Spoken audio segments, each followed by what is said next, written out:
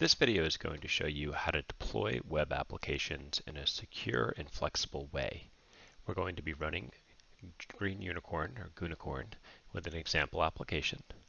Then we're going to be setting up our Nginx server so that it can take all requests to a specific subdomain and proxy those requests to an internal Gunicorn service, and that'll allow us to run multiple services on the same server. Lastly, we're going to show you how to set up a system service that'll auto start the Gunicorn server each time the server is restarted. To get started, I'm going to clone an existing example Flask application off of my GitHub account. Git clone https://github.com/kjjohnson/example Flask. This is public, so you can use this as well, or use your own. I highly recommend that you use Git to download applications to your server that you've already tested locally. Now I'm going to navigate into here. I'll do an ls. You can see there's an app.py. Let's cat app.py. You can see it's a very simple Flask app, probably one of the most basic that can be written. Okay. Next thing is going to be installing Gunicorn, and Gunicorn is going to be used to run our Flask app. But we could, of course, test our Flask app now by writing python app.py, and it's going to complain that there's no module found named Flask. That's because we haven't installed Flask or Gunicorn. I'm going to install both. So conda install, and we'll use -c conda forge, and that'll make sure that we find these packages because sometimes they're not in the base repository of conda. So conda install -c conda forge space Gunicorn space Flask, and that should install both of them in one shot. We'll say yes. Okay, so the next thing is going to be to run our Flask app via Gunicorn. Let's try running it via Flask first, so the internal server, python app.py. And we can see that it's able to be run. It's on port 5000, which is currently blocked by the firewall, and we're going to address that in the next step, but that is good that it's running. I'll control C to get out of that, and now I'll try running via Gunicorn. Gunicorn is run with Gunicorn, and then the number of workers that you want, which is up to you. 2 in our server's case because it only has 2, but 4 is very common. So I'll run 2 workers, that means 2 threads, roughly.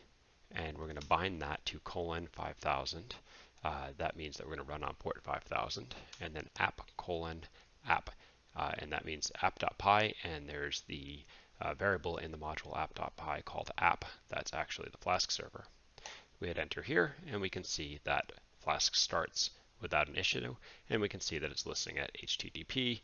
That means essentially from anywhere, although we could be more specific if we had multiple IP addresses on our server, and the port 5000, and we can see that it booted 2 separate workers for the Flask app. Now that we have that running, I've logged into my server again in another terminal, and that'll let me test my app, because if I were to close this other instance, it would then close the server. But once my server is running, I should be able to curl, which is a quick way to get information from a server, but I can curl http://localhost:5000, and it should return hello world. That's running against my server, and I could have done that running with the built-in Flask server as well. But that means that our internal server is working, but I can't yet go to that server in my browser because I haven't set up any ability to connect to port 5000. I can only connect through port 80, which is running Nginx right now. So our next step is to connect up Nginx to our existing server. So I've left that running over in another terminal. You can see that here. And now I'm going to set up a reverse proxy with Nginx. So the idea here is that Nginx can selectively pass certain HTTP requests to an internal server. Now it's called a reverse proxy because the normal forward proxy is something that happens on your local computer where all of your HTTP requests go to some internal server and then get forwarded to an external server on your behalf. And so the reverse process happens on our server where it takes the request and forwards it to an internal server or an internal service process.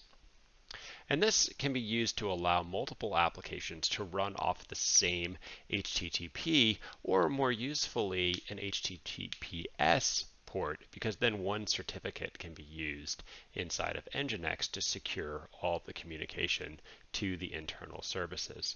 There are a number of other reasons for this, such as load balancing, that you want to use reverse proxying as opposed to opening up external ports. Also, you probably do want to run multiple services on your server, and only one can be on the default HTTP or HTTPS ports. It's relatively easy to set up a reverse proxy, assuming you want to forward all requests to a particular subdomain to an internal service. To do that, we're going to sudo nano /etc/nginx/sites-enabled/default. Inside here, we're going to locate the block that's handling our HTTPS requests to our current domain. We can find that here. It says server, and you can see server name. And you can see that it's managed by certbot right now because we've set up HTTPS. And here in this block, we can see location/. So when we go to location/, all this does is try to return files at a particular location, which is /var/www/html. Rather than doing this, I'm going to comment it out, and instead I'm going to write proxy pass _pass and put http://localhost:5000 and then semicolon. What this will do will proxy any HTTP request that comes into location/ and any other path, and it'll proxy that to our internal server on port 5000. Once I've done that, I'll write Control X and say yes. And now, in order for Nginx to pick up that change, I'll need to restart it. So I'll have to write sudo systemctl restart Nginx. Now that Nginx is restarted, and remember I have my server running, my Gunicorn server running, listening on port 5000, I should be able to go to my browser and check and see if my requests are being forwarded. Over in my browser, I can go to example12345.6.dynv6.net, which is the domain name that I've set up for my server already, and hit enter. And we see hello world, which is indeed what my internal server is returning from the HTTP request. But what if we want to run multiple servers? Well, in order to do that in the best possible way, we should set up a subdomain per service. Setting up subdomains can be accomplished on your domain name server's website by adding a new record called an A record. This can be accomplished on dynv6.com by going to your records page of your domain. So I'm going to add a type A record, and probably the most useful record to enter is star. And star is going to be forwarded to my zone address. So star is a wildcard for any subdomain. So any subdomain will now be forwarded to the IP address, really to the existing server. Now we need to request a certificate for a different domain to ensure that HTTPS works. To do that, we can use certbot again. Sudo certbot --nginx, and then we specify the different domains that we want. And so, for example, we probably still want example 12345.6.dynv6.net, but we can add additional domains here. So I'll say myapp.example 12345.6.dynv6.net and hit enter, and it'll request a certificate for both. And so it's asking me if we want to expand and replace this existing certificate with a new certificate. I'm going to say expand. And it's renewing the certificate for both of these. So it's successfully deployed and updated our Nginx configuration. Let's check this out. Sudo nano /etc/nginx sites enabled /default. And let's see what it's doing. If we scroll down, we can find our example 1, 2, 3, 4, 5, 6, and that's currently proxy passing. I'm going to go back to the try files and leave that as serving static files. But if I go to our subdomain, we'll find a server block explicitly for that. So if we scroll down enough, we should see a myapp.example. This one we're going to proxy pass. So instead of try files, I'm going to write proxy pass to https or to http//localhost/5000 with semicolon. I'll exit that, and I'm going to write sudo systemctl restart nginx. Now that I've done that, I should be able to go to my web browser and go back here. This should now return welcome because that's what's being served from my static folder. But myapp.example12345 should return hello world. The last thing we're going to do is to set up the Gunicorn server to start automatically, because if our server restarts for any number of reasons, we'll want it to automatically restart. Currently, we have to leave our server running in the background in a terminal, and if we ever quit that terminal, our server, our Gunicorn server, would stop running. And so we'd prefer our Gunicorn server to run kind of like Nginx. Now you should only do this once you've thoroughly tested your application, because otherwise it's a little bit annoying from a testing standpoint because you won't get any error messages in the shell that you're running Gunicorn in. What we're going to do is create a service file, myapp.service, and we're going to install it to the /etc/systemd/system folder. And that assumes that your Flask app is in a folder called myapp and named app.py and uses the Flask variable app. We're close to that with our existing application. Once we've done that, we're going to enable that system service. Let's do that. First, I'm going to kill my existing application with Control-C while I'm focused on this window. So that'll stop the existing Gunicorn application. Now I'm going to go one folder above, and I'm going to rename this example or my app just to be consistent with the PowerPoint here. So I'm going to move example Flask into my app. And you can see now there's a my app folder. Next, I'm going to create a new file called myapp.service. So I'm going to nano myapp.service. This does not need to be done with sudo because sudo is only required for working with system files. Inside myapp.service, I'm going to type unit, then I'm going to write description equals test app, requires equals network dot target, after equals network dot target. This ensures that networking will be up and running before we try to run a service that requires on networking. Our service is going to run as user Ubuntu. It's going to run in group Ubuntu, which is the default group for a user.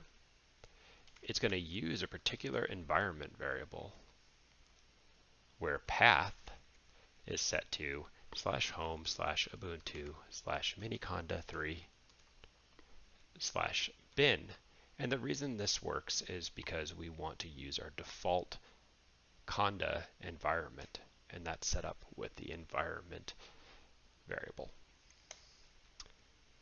Next, we're going to write working directory equals /home/ubuntu/myapp.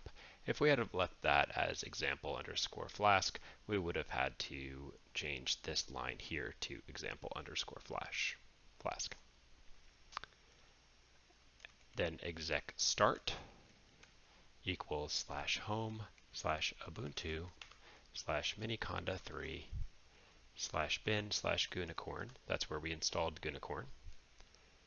--workers 4 --bind :5000 app::app. And then I'm going to add this reload at the end. And that's kind of convenient because if we do make any changes to our Flask application, Gunicorn will automatically reload it. And so that's convenient rather than having to restart the service. Lastly, we'll write install. And this is wanted by equals multi-user.target. Once this is done, we'll save that. And we're going to install it. Currently, it's just a file. We're going to install it by moving it to a particular folder. And we have to do sudo with this because this is a system folder. And we're going to sudo cp, so we're going to copy it, myapp.service to /etc/systemd/system.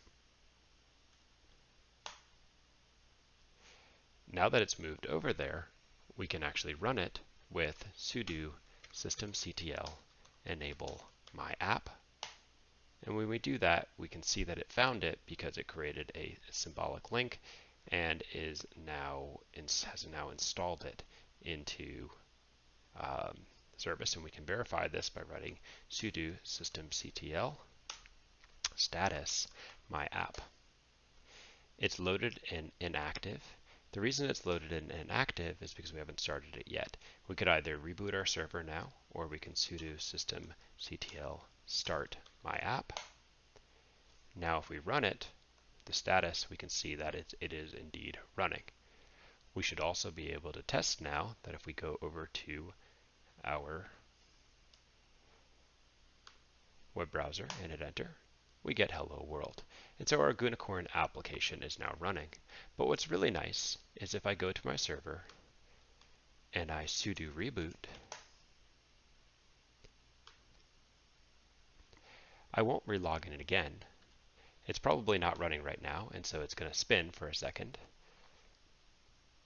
But eventually, when my server restarts, it should be able to access again because we've enabled the service. Enabling the service means that it's going to restart when the server restarts, and indeed it did. And so our server is restarted, our Gunicorn application is running. If at any point we don't want our server to automatically restart, so I'll log in again. If at any point we don't want to restart, we would have to sudo systemctl disable our myapp, and that'll remove it, and then we can restart our server. But I'm going to leave it enabled. Enable myapp.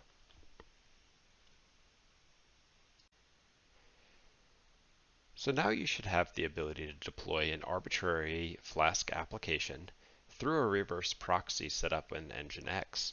This allows you to set up any number of web services that run internally, and you can set them up to run automatically when your system's restarted using the systemd service.